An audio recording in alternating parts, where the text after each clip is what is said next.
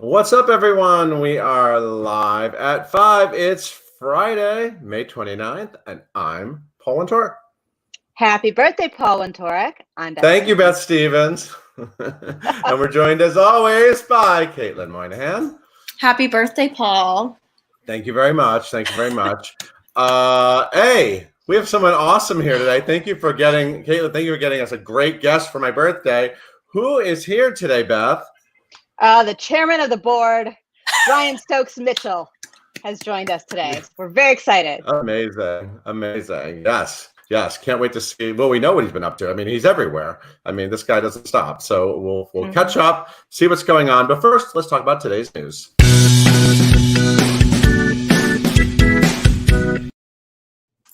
London audiences are going to have to wait a little bit longer for this parade to pass by. That's right. That is Imelda Staunton, the four-time Olivier Award-winning actress. She's a big deal, very big deal over in London, and she was supposed to be the star of Hello, Dolly in the West End, and they have postponed that production. Now, Caitlin said a little bit longer. It may be more than a little bit because Imelda Staunton has already signed on to play Queen Elizabeth in the final few seasons or seasons of The Crown. Oh, so that's right. Okay. she has a scheduling conflict. So I'm not sure when, but they are committed to bringing Imelda Staunton in Hello, Dolly to the West End with Dominic Cooke directing. And of course, he directed her in Follies, which made a big splash over there. So it will happen. We don't know when yet. And she did Gypsy. I mean, she's like so much. really. She's Afraid of Virginia Woolf. Yeah. She's nailing all the big roles over there. That's right. Yeah, and fans are going to have to say "Go Go Joe" next summer. I love when you play with words like that, Caitlin. Joseph and the Amazing Technicolor Dreamcoat, the Andrew Lloyd Webber favorite, was a big hit at the London Palladium. It's a return engagement. It's supposed to come back this summer for a 10-week engagement starting really soon, June 2nd. I know it's really soon, July 2nd. And it's not happening. It's postponed. It's one of those stories. Right. We do these stories now. These are sort of regular stories we do. So they're doing it summer, starting July 1st, 2021 through September 5th. Jack Yarrow and Jason Donovan, there they are returning to their roles as Joseph and Pharaoh. Hey Beth, remember when Imogen Lloyd Webber worked at Broadway.com? Of course. She likes to go. Yeah, she loved Joseph and she loved Jason Donovan. So I always think of her when I think of Joseph. I don't know. Yeah, she got a little swoony. It was fun. I hope she's okay. I hope she's okay waiting until next summer. Yes, and this Tony winner has some very exciting news come out today. That, of course, is Laura Benanti and her adorable dimples. Laura has a hashtag called Sunshine Songs, where she has been putting the spotlight on schools and school performers that didn't get to perform in their musicals because everything's canceled right now. Well, this was a huge hit on social media, and she even made an appearance in Good Morning America, and she's really been very generously sharing that spotlight with all of these young performers. Now, HBO Max was so inspired.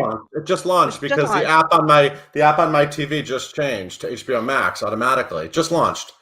So you're very up to the minute, Paul, and I'm very impressed.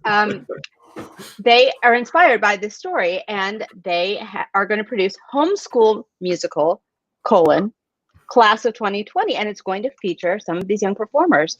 So it's just a great idea, and it gives a lot of people a chance to do their thing in a much bigger way than being in the school play. Pretty awesome. It's so cool how, organically that started for Laura emotionally, and now it's turning into a thing. I love that. And Laura, of course, was a very young performer. We knew her when she started at a young age, and her heart really went out to all of these students. So it's great. Yes, and these two Oklahoma queens are getting together for a good cause. Yeah, I mean, what do these two gorgeous blondes, gorgeous Tony-winning blondes have in common? Well, we've talked about it often, but they both went to the Oklahoma City University. They're both from Oklahoma. And they have the same voice teacher. And Kelly O'Hara, that's right. Florence Birdwell, is that? Yeah. That's right, Florence Birdwell. So they're doing a concert for Broadway Cares Equity Fights AIDS. And they'll be joined by over 100 alums from their shared alma mater. And it's called Stars Align. It's a benefit concert happening on the Broadway Cares Equity Fights AIDS Facebook page and YouTube channel, May 30th. That's tomorrow at 8 p.m. And it will be hosted and directed by Chaz Wolkett and feature music direction by Drew Woodkey. So that's pretty cool. It's fun to see them come together to pay tribute to their roots. We're into it. That sounds like something fun to do. There's a lot of things to do. There's just a lot of there's a lot of reasons to sit at home and stare at your screen, but you know, we all want to get back in the stage. And one person we really want to see when we go back to the theater is today's guest. Yes. Thank you, Beth. Hey, Caitlin, why don't you tell everyone who's here? Yes, guys, I don't think today's guest needs an introduction. I'm going to give you one anyway. We have Mr. Brian Stokes Mitchell here with us today for our final guest of the week, right here on Live at 5 Home Edition, live both on Facebook and YouTube. Stokes, he has 2 Tonys, 4 nominations, 11 Broadway credits to his name. He is been in some of your favorite movies and TV shows, okay? He is the chairman of the Actors Fund. He, as Paul said, he is just nonstop, always doing something. We're really excited to have him here today. You guys can follow him on social at Brian Stokes M. Leave all of your questions in the comments below. And please welcome Stokes and Paul. Hey guys, how are you? How you doing? Happy birthday, Paul. Thank you, sir. Thank you. Happy birthday to you. Happy birthday. And that's all I'm going to sing, so you don't have to pay licensing for that song. So my first question is, when you're at a birthday party, does everyone just kind of look at you like, okay, Stokes, it's time for you to sing? And Linda, I mean... You know, what's interesting, because, you know, I've been singing out of my window that I had to stop because the crowds got too big and, you know, and I was afraid somebody's going to get hit. But on one of the last days that I sang, one of my next door neighbors in the building, like actually 2 buildings down, their daughter was having a birthday. So she said, "Can you come over and sing?" So I actually went down there and sang happy birthday because they were having a street party for them, you know, because there had to be social distancing. So that was actually really fun. I think it was her 18th birthday. So it was really fun to be able to do that. I love that. I love when professional singers get caught. You know, people are not used to hearing happy birthday sung so beautiful. I was at a party once, long time ago, and Kelly O'Hara was there before she was Kelly O'Hara. I mean, she was kind of Kelly O'Hara, but she wasn't Kelly O'Hara. And she sang Happy Birthday. I remember everyone in the room was kind of like, oh my gosh, she can really sing. So it's she thought she should be Kelly O'Hara. Yeah, she should be Kelly O'Hara. One of those things people don't know, like, is if there's a birthday in a Broadway company, usually everybody gets together downstairs before or after the show, or in between shows if it's a matinee, and everybody sings Happy Birthday together. And it's the most incredible version of Happy Birthday you'll ever sing, because everybody sings spontaneous harmony and they're doing spontaneous riffing, and it's actually really, really beautiful to hear. So that's one of my favorite little, you know, kind of inside things that happens at a Broadway show.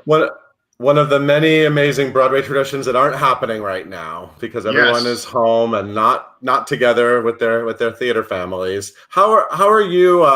You've been keeping busy, as I said, and keeping yourself in the news. I mean, which was kind of unexpected because of this impossible dream, giving the impossible dream to New York City, and which is sort of, let's talk about that first of all. How did that? We made this funny graphic of I made that. That's you as Don Quixote in that fantastic La Mancha revival. But you started singing The Impossible Dream out of your window, and it did. It, like you said, it caused a commotion. Yeah, it was kind of a spontaneous act. I think, as probably most people know right now, I had COVID for a while. I've been clear of it now for a month and a half, 100%, which has been really, really great. But, you know, it hit me pretty hard, like it's hit a lot of the members of the Broadway community. And one of the things that I was doing to kind of just check my voice out and, you know, strengthen everything is I would vocalize as often as I could. And also I would go to the window every night at 7 o'clock and applaud all of the essential workers. And then one of those days, days, I just felt like, oh, I think I seem to have my voice back and my lungs back, because it started going into my lungs a little bit. So I just started this spontaneous sing of The Impossible Dream. And then people on the street responded very positively to it. And then the next night, because I was at the window every night, and then I noticed more people were there, and they were all looking up at the window this time. So I thought, oh, maybe I should sing it again. And then the crowd kept getting bigger and bigger. And but I started getting concerned, because I did it maybe about 4 weeks. I started getting concerned because I could look down on Broadway. I look over Broadway, and I noticed that, when I started singing, people would start kind of running across the street, and they weren't looking at the traffic, and it's Broadway. And sometimes, there'd be people in cars, and they'd be looking up, and they weren't looking at the pedestrians. And I'm thinking, I'm afraid somebody's going to get hit. So I was doing an interview across the street one day before, and as I was going home to, before I went upstairs to applaud everybody on, there was a police car there. And so I talked to him. I said, hey, I'm the guy that sings in the window. He said, oh, you're the guy. I said, yeah. And I said, I just want to make sure I'm getting a little concerned here, the crowds, because so are we. We actually came here to break this up. My boss told me to break this up. I said, I want to make a job easier, not harder. So, I'm sorry that's it. He said, yeah, no, we love you singing. We can't stop you from singing from the window. Everybody knows about it, and everybody knows you're singing for us, but it's everybody's not social distancing, and we're getting concerned. I said, well, what is it that I could do that would help you guys and make your job easier? He said, stop singing from the window. So, so I said, yeah, okay, that's, I was thinking of doing the same thing too. So, to hear this guy, say that, I thought, okay, there it is. And of course, whenever horrible times come along, you always see the theater community really rally together, and you've seen amazing things happen, especially for the Actors Fund. You are the chairman of the board of trustees. Did I get the title right? You did, absolutely. Okay. Good. And how long have you actually been a part of the Actors Fund? It just feels like I've been chairman now. I think I just entered my 16th year as chairman of the board. I was a member of the board for, I think, another 4 years before that. So I think it looks like about 20 more years. And I signed on late last year for my last 3-year term, actually, not knowing there would be a pandemic. But actually, I'm really happy that I'm here at this time, because the Actors Fund is doing incredible work. I've been saying that it feels like the last 138 years that the Actors Fund has been in existence has been a rehearsal for what we're all going through now, because of that, we've been connected to all of the different unions, the different organizations, the different theater owners, and everybody's really been coming forward, and we're kind of the hub that's been connecting everybody and giving out an amazing amount of emergency assistance, normally in a year. And for those that don't know, and I think probably everybody that watches your show probably knows, the Actors Fund is for anybody who makes their living in show business, the performing arts, and that's in the entertainment arts community, not just actors, but anybody, camera people, editors, et cetera, et cetera. But normally in a year, we would give out about $2 million in emergency financial assistance. That's to help people pay their rent, pay for health insurance, pay for food if they need it, pay for really essential things. Since March 24th of this year, now I think we're up to about $12 million that we have given out to people for emergency financial assistance. And probably by the summer, we'll be up to somewhere about 27 million. It's about 5 times more than we normally give out in a year. We've already given out. So people are really, really in need. And it's nice to see people stepping forward in so many different ways, all the artists to make money for the fund. Yeah, and everyone really is stepping up. I mean, one of the first things that happened was the Rosie O'Donnell, the show that we did here, Broadway.com, that raised a lot of money. You were on that. Seth Rudetsky has his Stars in the House show, I think like every hour on the out. No, I'm just kidding. It's a lot. It's like twice a day. He did it on 2 and 8. He does it at the matinee hours. And I thought when he first told me about that, I thought he's just doing that on matinee days. He said, no, I'm going to be doing that every day. No, every day is a do that. Yeah, exactly. So, I mean, God bless him and James both. I mean, they've raised more than $300,000 now for the fund, and they just keep going at it. And it's expanded to plays in the house and some other things as well. So we're just really grateful to them, to Rosie, to everybody, to the cast of Beautiful, to Hump Day with Hampshire. I mean, there's just a million things that are going on now to help the fund. We're just so grateful for everybody, not only that's putting these together, but for all the people that donate. Sometimes, and people are donating now from all over the world. They're seeing these things, and sometimes they'll donate $10, and everything is so appreciated, especially now that, you know, nobody's working, and for people to be giving money is really an amazing, wonderful thing. Right, and you're such a warm center of the theater community. Having you in this position is just so perfect in so many ways. Is this sort of when you were an actor, like that guy that was like in that musical Mail? Remember that? Remember Yes. Mail? Remember Mail? Yes, 20 eons ago. Yeah. Remember that guy? Yeah, Did you ever see? Did you have this like side to you back then? Like, were you always sort of? Is it a natural fit for you that you wound up in this sort of role of service like this for our community? Yeah, I'd always been doing things of service. I was one of the representatives for the March of Dimes for a few years. I've done a few USO tours as well. I've helped out a lot of charities. Usually when I'm there, if people ask me to do something, I say yes. I've had a charmed life and a really amazing career. This is all I've done since I was 17 years old, is when I got my equity card. And I've never even had to wait tables or pump gas or anything. I've always been able to make my living as solely a performer. So, you know, my philosophy is, when the universe asks you to give back, you know, especially when you've been so fortunate like I have, you say yes. And that's what I've said. And I'm really happy that I have. You know, it feels like, I was talking about the Actors Fund, but there's been occasions in my life, like Ragtime was one of those occasions, that I felt like while doing that show, oh, this is one of the reasons I was put on the planet, is it feels like, is to do this. But it also feels like now, you know, me being as the chairman of the board of the Actors Fund, I think this is also one of the reasons I've been put on the planet, is because I'm in a position now where I can help a whole lot of people. All of us are. We can all choose to be a part of the solution or part of the problem. And most of all of the community that I know of the arts community, is really coming forward in all kinds of different ways. And that's not just performing artists. I'm also a member of Americans for the Arts, another amazing organization. Look that up at americansforthearts.org.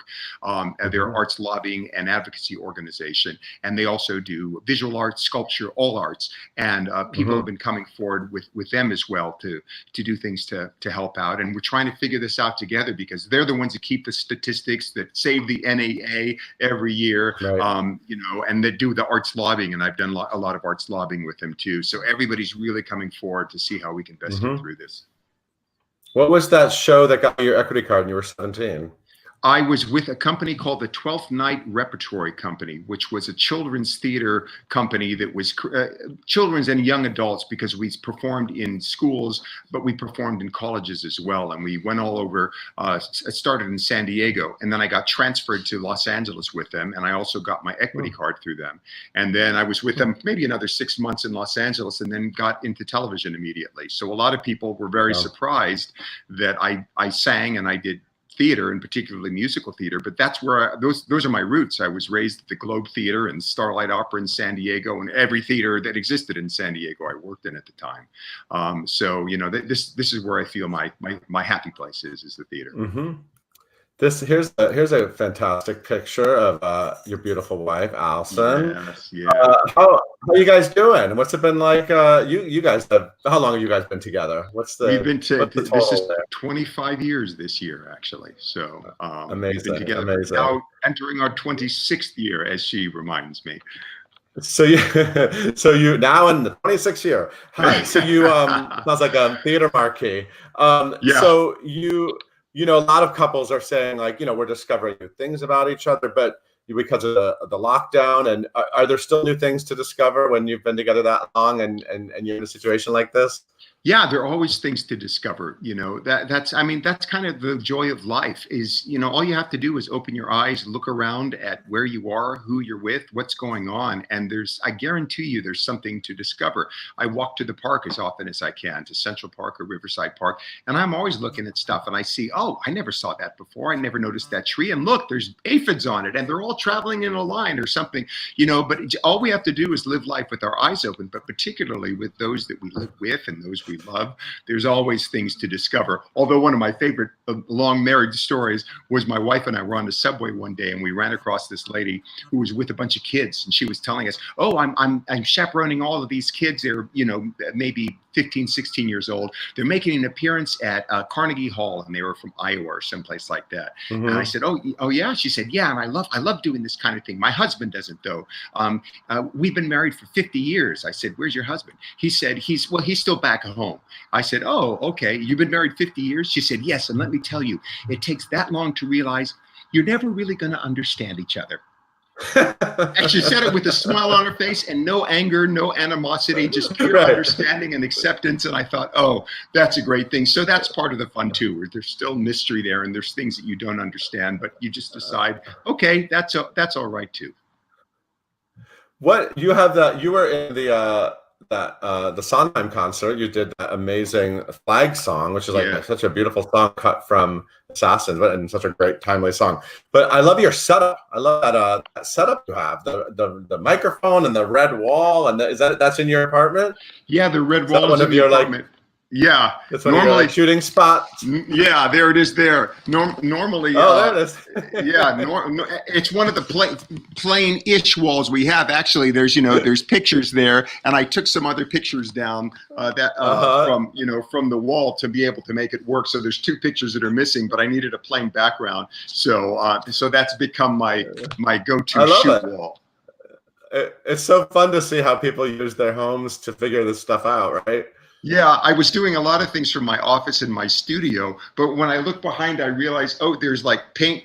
I was going to repaint the room. So there's like a paint streak of this color and a paint streak of another color, and so I thought that just does not look right. I got to go someplace with a better wall. And this background is fine too. It's homey and warm, and have a cup of tea with Stokes. So, so what do you do when you're just like chilling out and relaxing and not like helping to save the community and making these amazing song performances? How do you and Allison just like chill out and enjoy like your time together? What's your sort of like go-to activities? Well, mostly, we've both been so busy. She's on Equity Council, and she still does that. She's on 3 boards, and she's been really, really busy with all of those. So generally, we'll go on for walks, but a lot of times we'll do them separately because she likes the city. I like the country. I want to be in the woods, in the nature. She wants to be in the city. And sometimes we'll do things like family game night with, our son who's 16 years old. And sometimes we'll watch TV. I'm a big science nerd. So, I'll turn on, I take the Cosmos series that Neil deGrasse Tyson did. I'm just, I love all of that kind of stuff. Anything that has to do with theoretical physics or space or any of that stuff, I've always loved. And then I have some books that I started reading, but I have so many projects in my studio. I mean, the main thing, what I'm supposed to be doing is cleaning the floor of my studio, because before I got sick, and this is when Broadway shut down, and my wife and I were doing a show at a City Center Encores that ended up getting canceled before we were able to do it, called Love Life. And so I thought, okay, now what am I going to do? And I looked at my floor. I said, now I can finally get my office clean, because that's also my studio. That's where I record. I've recorded all 3 of my solo albums there, and I edit and produce them as well. But because of that, there's just a mess. It looks like I know where everything is, but it's crazy. And then shortly after that, I became sick. And so then it, ended up, and then I started singing, and then all of a sudden, all of these projects and interviews and things started coming up. I just started cleaning. So I'm supposed to be doing that, and then I have some Debussy. I'm learning on the piano, and other things like that. And I've got just tons of projects in my head over Memorial Day. I've had an idea for something that I wanted to do, and so it took about probably 20 hours or 30 hours over the weekend, and that's just the beginning of it. I still have another probably 50 hours to put in it before it's done, but hopefully it will be something nice. There's a lot going on in that brain of yours. I could tell. Yeah. I mean, that's the kind of fun thing about artists and all the people that I'm talking to. Jason Howland, for instance, he called me at the beginning of this, and he's the musical director for Beautiful. And he said, I got this idea, and we started this video, and I sent this video out. The cast of Beautiful, and he had everybody singing "You've Got a Friend," and he sent it to me. And and he's got other ideas. And he and I were just talking today. There's something else he's working on. He's working on 2 or 3 other things actually, but everybody I know is so creative. It's great to see Laura, Benanti and the project she's doing, and I'm glad that it was picked up now like that. All my friends, Kristen and Kelly, and it's just great. All of this creativity. That's what the artist community does best, you know, not just performing arts, but all arts, is we're really good at collaborating together and making things happen and being creative and creating things that inspire people. And I find it kind of ironic.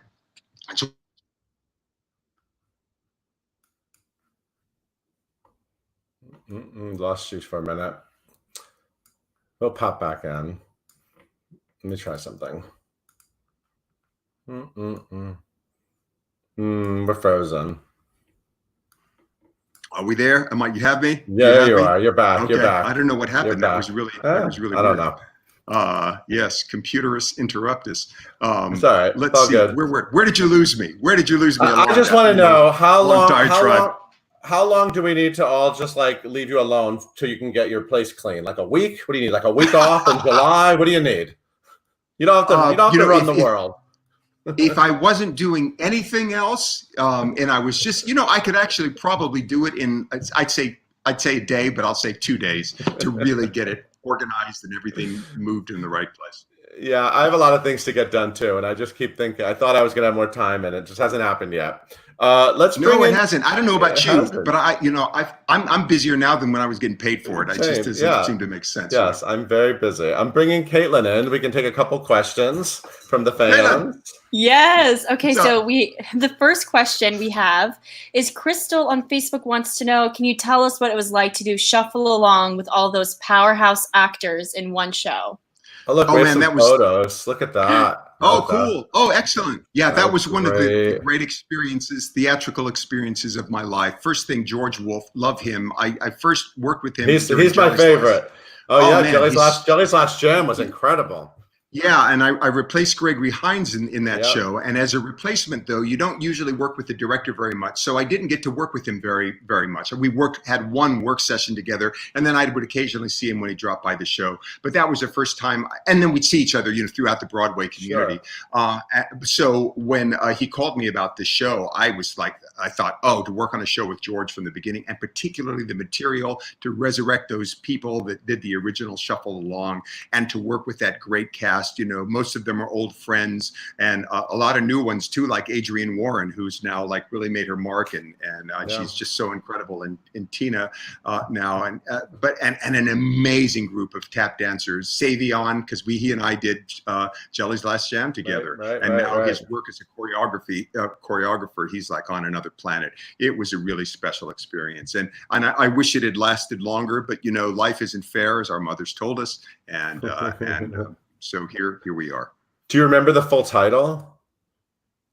No, Shuffle Along or wait. Yeah, Beth, do you remember the full title? Beth is good at this. Oh no! Well, no, she's looking it up. I'm like, no. or the making of the musical sensation of 1928. Yeah. Is that it? Yeah, I've gotten so lazy because. Yeah, I didn't get it. No. Yeah, I've gotten so lazy because when I talk about it, I just say Shuffle Along. I know, of course. Yeah. But yeah, I knew it was in there somewhere. That was an amazing show. Amazing. I got to cut my hair again. It looks like, you know, I actually cut my own hair about a few weeks ago because, you know, isn't that crazy? But, you know, add it to the resume. Yeah. Special skills. So that'll be under there, but it looks like it needs another little something. I love it. So Gabriella wants to know, Stokes, out of all of your work, is there one show that people stop to tell you they love the most, or what do you get recognized for the most? It kind of depends on, you know, what it is. And it depends on the age of the person as well. If it's a stage show, you know, Ragtime is the most magical show that I ever did. So, and I had such a long run from the beginning of its creation to when I finally finished it. That's one. But I hear a lot about Kiss Me Kate. I hear a lot about Man of La Mancha, you know, is another show. But also for film work, Jumping the Broom, a film that I did, it seems to be on television every other day. So people know me from that. There's another age group that knows me from Trapper John, MD. When I was 20 years old. There's a slightly younger age group that knows me from The Fresh Prince of Bel-Air as Hillary's boyfriend, Trevor. There's and that's a slightly younger group also that knows me from Frasier as his upstairs snarky neighbor. So I can always, you know, kind of tell if somebody says, "Where do I know you from?" They usually think they went to school with me. And but I know now you probably know me from your age. You probably know me from Frasier. Oh yeah, that's what it was. So so it's kind of you have to figure it out. I bet you didn't know I was a Trapper John MD person. No, what were you, 2? I saw that show. Yes, I don't know how, but yes, you look too young to know Trapper John MD. Yeah. Thank you. On my birthday. That's the right thing to say on my birthday. Thank you. Happy birthday. See, love it. Okay, I'm going to choose one last question. Oh, who's it gonna be? Okay, so Noel wants to know, Noel wants to know what musical show tune inspires you the most, if you can name just one. Oh. Wow, that's a really hard question. Inspires me the most. There's so many of them. You know, I got to say, probably, you know, it's the one everybody thinks about me for would be Impossible Dream. It's one of those songs that I'm putting my photo up again. There it is. Yeah. Oh, add some sound effects to that as well. But what's interesting about that song is it seems to fit whatever happens to be happening. When I did the show, it was the anniversary of the March on Washington, and to sing the lyrics, you know, to dream the impossible dream, thinking of Martin Luther King. The space shuttle disintegrated as we were doing the show to reach the unreachable stars, you know, and now it's going on in the world. That's one of the reasons I chose that song, to dream the impossible dream, to fight the unbeatable foe, to bear with unbearable sorrow, to run where the brave dare not go. If that's not a song about the first responders, you know, I don't know what is, but it seems to work in so many different situations. And it's always this beautifully deep, but hopeful and inspiring song. And I think that's why it has lasted through the years. And, you know, and I can't stop singing the song, even if I don't do it in the concert. In a concert, somebody always says, "Impossible Dream, sing the Impossible Dream." So I end up singing the Impossible Dream. And, but I'm really happy that that song is a part of my life, I have to say. Is it hard to sing, or when you're a singer that good, it just comes right out of your mouth? At this point, so beautiful. Thank you. I've sung it so many times that you know, it's easy to sing. It's got its tricks to it. And when I first did the show, I was thinking, oh, good news and bad news. Good news is I get to sing the Impossible Dream, this tune that everybody knows, that's been sung a million times and covered by everyone. The bad news is I get to sing the Impossible Dream, the song that everybody knows has been covered by everyone. You know, so I had to find a new way of singing it. So, you know, on another show, we'll go into how I analyzed the song, but I found my way of singing the song that, you know, kind of works for me, and I think has made it unique. But it's just you know, really nice to be able to sing that, and I find it works surprisingly well, you know, in the outdoor acoustics bouncing off buildings too. So it kind of works in all kinds of situations. We love it, and thank you so much for sharing your voice. I'm bringing back in Beth and Caitlin. Hey, ladies. Thank you for joining us, Stokes. Hey, everyone needs to go give some money to the Actors Fund. I mean, yes. It is a fantastic organization. We love it so much. And like Stokes says, it's for the entire community. So if you really want to make a difference for people that you know are out of work right now, and our community is all sort of waiting for Broadway to come back, and that's a great place to start. Hey, can I add one to the last quick thing? The last album I did, it's my third solo album called Plays with Music, and I decided, after seeing everything that everybody was doing from the entertainment community, I thought, you know, what could I do? And I decided actually to donate all my profits from that album since the day that it went on sale. And, you know, I'm not sure how long that'll go. I thought, you know, maybe till Broadway comes back. I'm not exactly sure, but it's been now, you know, going on for a while. But if people don't have the album, I'm really happy with it. A big fat Broadway orchestral album, but kind of unique and different. Fantastic. And you can go to BroadwayRecords.com. That would be the place to download it, because that's where the Actors Fund is where the money's going to, and that's where it'll get the most bang for the buck. It's not streamable, so you have to get it, either download the album or get the old CD, for the three of you that still have CD players. Brian Stokes Mitchell plays well with others and plays with music. He does all that stuff. Thank you so much for being here. It's always a pleasure, and we can't wait to see you in person, hopefully someday soon. Oh, thank you. You too. I hope we get to share seats in the theater and breathe on each other without fear really soon too. And thank you, and all the work that everybody at Broadway.com is doing, and you guys as well. It's all of us together helping us get through this. Thank you, Stokes. Have a great Thanks, weekend. Stokes. You too. Hey, See y'all. Caitlin, why don't you take us out? Gladly. Thank you guys so much for joining us for another fun week of Live at 5 Home Edition, live right here on Facebook and YouTube. You guys can follow us wherever you get your podcasts by searching for hashtag Live at 5 and hitting that subscribe button. Have a great weekend. Stay inside. Wear a mask if you do go outside. Be careful. Be cautious. And we will see you guys on a Monday in June when we talk to John Riddle all about Phantom of the Opera.